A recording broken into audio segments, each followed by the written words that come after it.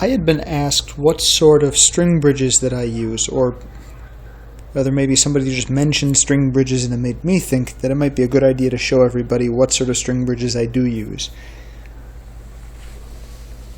This is almost a chronological order progression of bows. And this is an example of what you really don't want to have to do. This bow is not designed with string bridges in mind. It was just a youth recurve, or rather the adult recurve of gray PVC.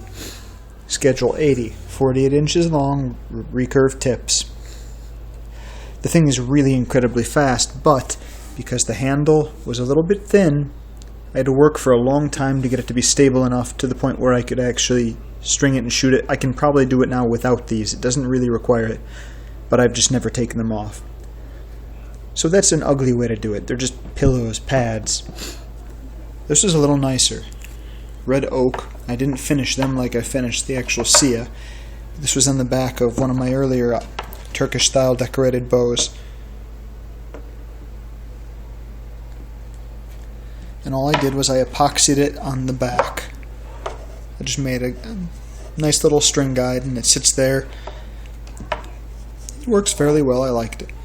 The next bow that I made was the red bow, and that one was beautiful. You can still see the shadows of pretty decoration, but it's all flaking and coming off now due to the poorly applied clear coat. In any case, what I had done is, it looks better over on this side, so I'll show you that side. When I cut the tip open, I went ahead and took the wedges that I cut out and I glued them on the back.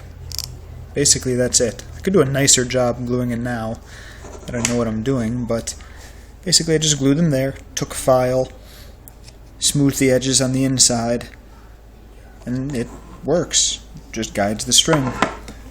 Not perfect, but not a bad idea. The black one, I think, is a little bit more elegant, and it almost didn't need a string bridge. So I just made it. Since it's so dark, it's really hard to see. There you go. I took another strip of PVC. I just formed a little lip on the front and sanded it down, and that's enough just to get it to where it needs to be to hold the string in place. It almost doesn't need one. You can see some of the blue showing through the black, especially near the tips where I didn't spray it very hard.